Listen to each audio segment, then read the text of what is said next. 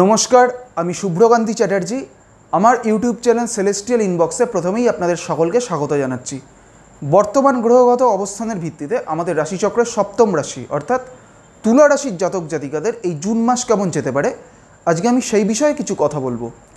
প্রথমেই যেটা বলবো যে এই মুহূর্তে বা এই জুন মাসে তুলা রাশির সাপেক্ষে আমাদের রাশিচক্রে কোন কোন গ্রহ কোথায় কোথায় অবস্থান করবে। প্রথমেই বলি যে তুলা রাশির সাপেক্ষে পঞ্চমে অর্থাৎ কুম্ভ রাশির ঘরে এই মুহূর্তে শনি অবস্থান করছে। তুলা রাশির সাপেক্ষে ষষ্ঠে অর্থাৎ মীন রাশির ঘরে থাকবে রাহু। তুলা রাশির সপ্তমে অর্থাৎ মেষ রাশির ঘরে এই জুন মাসে মঙ্গল অবস্থান করবে। তুলা রাশির অষ্টমে এই মুহূর্তে থাকছে রবি, বুধ, বৃহস্পতি এবং শুক্র। এবং আগামী 12ই জুন শুক্র চলে আসবে এই অষ্টম থেকে নবমভাবে অর্থাৎ বৃষ রাশি থেকে মিথুন রাশির ঘরে। এবং এর ঠিক 3 দিন পরে অর্থাৎ 15ই জুন রবি এবং বুধও কিন্তু একত্রে চলে আসবে বৃষ থেকে মিথুন রাশির ঘরে। অর্থাৎ তুলা রাশির সাপেক্ষে রবি এবং বুধও চলে আসবে অষ্টম থেকে নবমে। অর্থাৎ আগামী 15ই জুনের পর থেকে তুলা রাশির নবমে অবস্থান করবে রবি, বুধ এবং শুক্র। এবং তুলা রাশির দ্বাদশে অর্থাৎ কন্যা রাশির ঘরে কেতু অবস্থান করবে। যেহেতু এই মুহূর্তে তুলা রাশির সাপেক্ষে ষষ্ঠভাবে রাহু অবস্থান করছে, তাই তুলা রাশির জাতক জাতিকাদের হজম সংক্রান্ত কোনো সমস্যা বা ডাইজেস্টিভ কোনো প্রবলেম হওয়ার কিন্তু একটা সম্ভাবনা বা প্রবণতা এই জুন মাসে দেখা যাবে। এবং এর পাশাপাশি তুলা রাশির জাতক জাতিকাদের ব্লাড রিলেটেড কোনো ধরনের সমস্যা বা রক্ত সংক্রান্ত কোনো সমস্যা ভোগারও কিন্তু একটা সম্ভাবনা থাকবে। বিশেষ করে তুলা রাশির জাতক জাতিকাদের যাদের অলরেডি কোনো ধরনের হাই ব্লাড প্রেশার রয়েছে, তাদের ক্ষেত্রে কিন্তু এই সময়টা বা এই জুন মাসটা কিছুটা সতর্কতা অবলম্বন করতে হবে।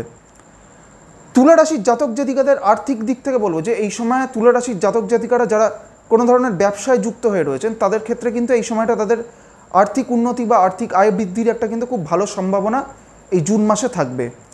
এবং এর পাশাপাশি তুলা রাশির জাতক জাতিকারা যারা চাকরি করছেন, তাদের ক্ষেত্রে এই সময় কিন্তু তাদের চাকরি জীবনে কোনো পরিবর্তন আসার কিন্তু একটা সম্ভাবনা থাকছে। এবং আগামী 14ই বা আগামী 15ই জুনের পর থেকে তুলা রাশির জাতক জাতিকাদের যারা চাকরি করছেন, তাদের ক্ষেত্রে তাদের চাকরি ক্ষেত্রে উন্নতির কিন্তু একটা সম্ভাবনা এই 15ই জুনের পরবর্তী সময়টা থেকে তুলা রাশির জাতক জাতিকাদের ক্ষেত্রে থাকবে। তুলা রাশির জাতক জাতিকাদের এই জুন মাসে তাদের নতুন কোনো ব্যবসা শুরু করার বা নতুন কোনো ব্যবসায় যুক্ত হওয়ার কিন্তু একটা সম্ভাবনা এই সময় থাকবে। এবং এর পাশাপাশি আরেকটি বিষয় বলবো যে তুলা রাশির জাতক জাতিকাদের পারিবারিক দিক থেকে বা পারিবারিক কোনো বিষয়ে আইনগত কোনো বিষয়ের সাথে জড়িয়ে পড়ার কিন্তু একটা সম্ভাবনা এই সময় থাকবে।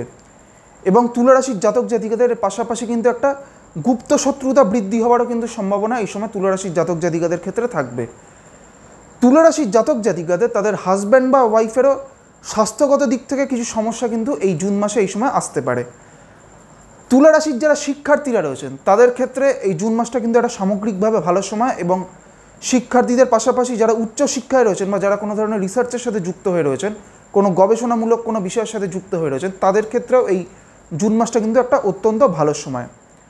এইবার আমি আসছি তুলা রাশির যে নক্ষত্রগুলি রয়েছে অর্থাৎ চিত্রা, স্বাতি এবং বিশাখা, এই 3টি নক্ষত্রের জাতক জাতিকাদের এই জুন মাস কেমন যেতে পারে।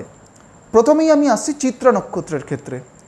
চিত্রা হচ্ছে মঙ্গলের নক্ষত্র এবং চিত্রা হচ্ছে আমাদের রাশিচক্রের 14 নম্বর নক্ষত্র। এই চিত্রা নক্ষত্রের শেষ 2টি চরণই কিন্তু রয়েছে তুলা রাশির ঘরে। চিত্রা নক্ষত্রের জাতক জাতিকাদের ক্ষেত্রে বলবো যে এই জুন মাসটা কিন্তু চিত্রা নক্ষত্রের জাতক জাতিকাদের তাদের অর্থনৈতিক দিক থেকে বা আয়ের বৃদ্ধির দিক থেকে বা তাদের কর্মজীবনের দিক থেকে এই জুন মাসটা কিন্তু একটা সামগ্রিকভাবে ভালো সময়। তবে প্রাথমিকভাবে বেশ কিছু ক্ষেত্রে তুলা রাশির যাদের চিত্রা নক্ষত্র, তাদের জীবনে কিন্তু বেশ কিছু ক্ষেত্রে প্রাথমিকভাবে কিছু বাধা বিপত্তি কিন্তু আসতে পারে। সেটা যে কোনো কাজেই, সেটা তাদের ব্যক্তিগত কোনো কাজেই হোক বা তাদের কর্মজীবনের ক্ষেত্রেই হোক, কিছু বাধা বিপত্তি কিন্তু এটা ইনিশিয়ালি আসতে পারে। তবে খুব তাড়াতাড়ি কিন্তু তারা সেই বাধা বিপত্তি কাটিয়ে উঠতে পারবেন। চিত্রার পর হচ্ছে স্বাতি নক্ষত্র। স্বাতি হচ্ছে রাহুর নক্ষত্র এবং স্বাতি হচ্ছে আমাদের রাশিচক্রের 15 নম্বর নক্ষত্র। স্বাতি নক্ষত্রের বিষয় বলবো যে এই নবতারা চক্রে এই মুহূর্তে এই জুন মাসে স্বাতি নক্ষত্রের সাপেক্ষে সম্পদ নক্ষত্রে কিন্তু এই মুহূর্তে শনি অবস্থান করবে। এবং এর পাশাপাশি রাহু থাকবে খেম নক্ষত্রে এবং আগামী 14ই জুনের পর থেকে বৃহস্পতি প্রবেশ করবে কিন্তু স্বাতি নক্ষত্রের সাপেক্ষে মিত্র নক্ষত্রে। সেই কারণে স্বাতি নক্ষত্রের জাতক জাতিকাদের সামগ্রিক দিক থেকেই এই জুন মাসটা কিন্তু একটা অত্যন্ত ভালো সময়।